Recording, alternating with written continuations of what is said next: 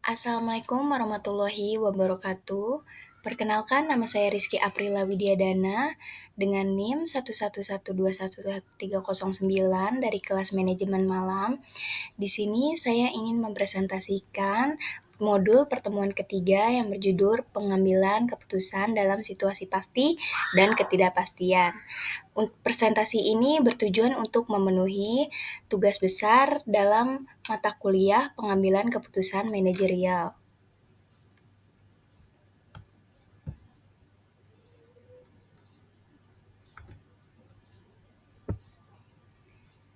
Yang pertama ada abstraksi, yaitu pengambilan keputusan harus memiliki tujuan yang jelas untuk menghindari kebingungan dalam memilih alternatif dan kriteria keputusan.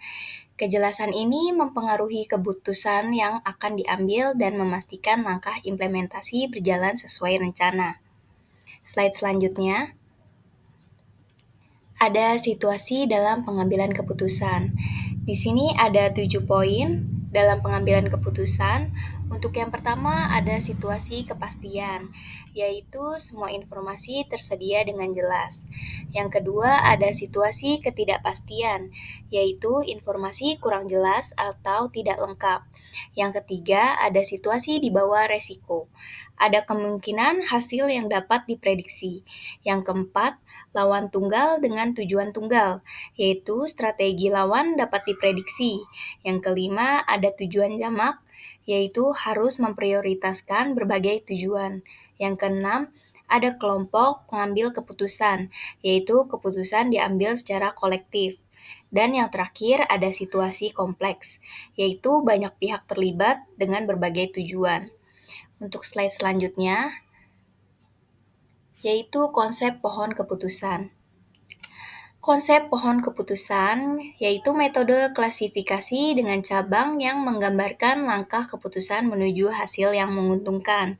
Untuk komponennya ada root node atau akar, yaitu titik awal keputusan, ada branches atau ranting, yaitu cabang-cabang yang menunjukkan pilihan tindakan. Dan yang terakhir ada leaf node atau daun, yaitu konsekuensi atau hasil akhir dari keputusan. Simbol dalam pohon keputusan yaitu ada 3. Yang pertama ada persegi, yaitu pertanyaan atau awal keputusan. Yang kedua ada lingkaran, yaitu hasil yang tidak pasti. Dan yang ketiga ada segitiga, yaitu hasil akhir yang pasti. Slide selanjutnya, ada langkah membuat pohon keputusan. Di sini ada 4 langkah. Yang pertama ada membuat pertanyaan atau ide, yaitu menuliskan pertanyaan awal dalam persegi panjang. Yang kedua, menambahkan cabang, yaitu menentukan tindakan yang akan diambil. Yang ketiga, menambahkan simpul keputusan, yaitu jika hasil belum jelas, gunakan lingkaran. Dan yang terakhir, menetapkan nilai dan hasil akhir, yaitu beri nilai pada setiap hasil keputusan dan gunakan segitiga sebagai titik akhir. Slide selanjutnya. Manfaat dan jenis pohon keputusan. Untuk manfaat, yang pertama menyederhanakan proses pengambilan keputusan yang kompleks. Yang kedua, pengambilan keputusan membantu menemukan solusi dari suatu permasalahan. Untuk jenis pohon keputusan ada 2, yaitu variabel kategori, yaitu keputusan dengan target kategori tertentu, misalnya ya atau tidak. Yang kedua ada variabel kontinu, yaitu keputusan dengan variabel target berkelanjutan, misalnya prediksi pendapatan. Untuk selanjutnya, ada kelebihan dan kelemahan pohon keputusan. Untuk kelebihannya, yaitu menyederhanakan keputusan kompleks, menghilangkan data yang tidak relevan, dan memudahkan dalam menarik kesimpulan. Untuk kelemahannya, resiko tumpang tindih data, sulit mendesain pohon yang optimal, dan kualitas keputusan bergantung pada desain pohon. Slide selanjutnya, ada kecerdasan emosional dalam keputusan. Pemimpin dengan kecerdasan emosional tinggi mampu membuat keputusan yang lebih stabil dan objektif, memahami kebutuhan dan perspektif emosional tim untuk keputusan yang adil. Selanjutnya, ada 5 komponen pengambilan keputusan.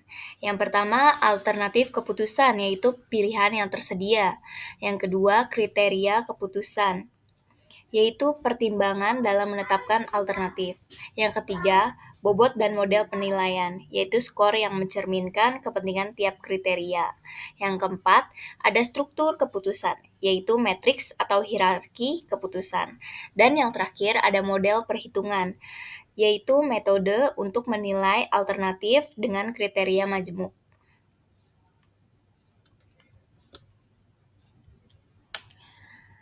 Sekian materi yang dapat saya sampaikan, kurang lebihnya mohon maaf. Wassalamualaikum warahmatullahi wabarakatuh.